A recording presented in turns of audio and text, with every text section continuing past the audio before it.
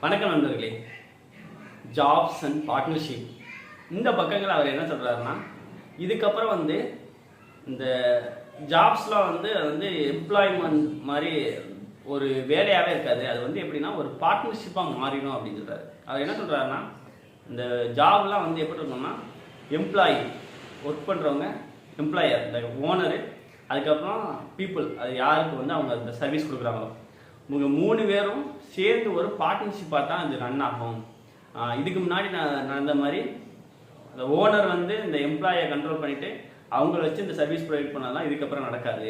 ஏன்னா அது பண்ண முடியாது. ஏன்னா இதுக்கப்புறம் அவங்க எல்லாம் ஒரே அலைன்மெண்ட்டில் இருந்தால் தான் அவங்க ப்ராப்பராக சர்வ் பண்ணால் மட்டும்தான் அவங்க அந்த இண்டஸ்ட்ரியில் இருக்க முடியும். இல்லாட்டி அவங்க வெளியே போயிடுவாங்க. ஏன்னா இப்போ நிறைய ஆப்ஷன்ஸ் வந்துருச்சு.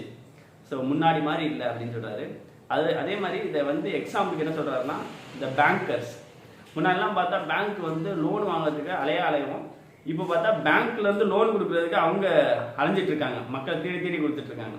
இது மாதிரி சேஞ்ச் ஆகும். மக்களுக்கு அந்த சர்வீஸை யார் எஃபிஷியண்ட்டாக கொடுக்குறாங்களோ பெனிஃபிஷியராக அவங்க தான் இது பண்ணுவாங்க.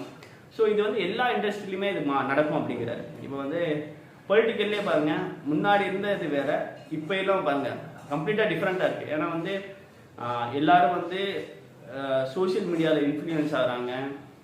எல்லா விஷயங்களும் இமிடியேட்டாக தெரிஞ்சிருது. ஸோ இப்போ எல்லாமே அவைலபிளாக இருக்குது. சரிங்களா? டேட்டாஸ் முன்னாடி இந்த அளவுக்கு அவைலபிலிட்டி இல்லை. சரிங்களா? இந்த டிஜிட்டல் வேர்ல்டில் எல்லா விஷயங்களும் எல்லாருமே பார்க்க முடியுது, கேட்க முடியுது. ஸோ எப்படி க்ரோத்தில் இருக்கும் எல்லாருமே அக்சஸ்ஃபுல்லாக இருக்கிறதுனால என்னென்னா யார் நீ பெஸ்ட்டாக சர்வ் பண்ணுறாங்களோ அவங்க மட்டும்தான் அந்த இண்டஸ்ட்ரியில் இருக்க முடியும் அப்படிங்கிறாரு. ஸோ அதுக்கு நீங்கள் என்ன பண்ணணும்னா, நீங்கள் உங்களோட எம்ப்ளாயர் யாருன்னா, நீங்கள் ஒரு ஓனராக இருக்குன்னா உங்கள் எம்ப்ளாயரோட நீங்கள் எப்படி பார்ட்னர்ஷிப்பில் இருக்கீங்க, எப்படி உங்களோட ப்ராஃபிட்ஸ் இதெல்லாம் ஷேர் பண்ணுறீங்க அப்படிங்கிற பொறுத்து நீங்கள் உங்களோட சர்வீஸ் எவ்வளோ குவாலிட்டியாகவும் எவ்வளோ பெனிஃபிஷியலாக இருக்குது அதை பொறுத்து தான் உங்கள் பிஸ்னஸாக இருக்கட்டும், உங்கள் இண்டஸ்ட்ரியாக இருக்கட்டும் நீங்கள் க்ரோ ஆக முடியும். இல்லாட்டியும் இன்னொருத்தவங்க அதை ரீப்ளேஸ் பண்ணி போயிடுவாங்க அப்படிங்கிறாரு. ஸோ இதுதான் இந்த பக்கங்களில் சொல்கிறாரு. ஸோ டைம் சேஞ்ச், டைம் எல்லாத்தையும் மாற்றிட்டு இருக்கு.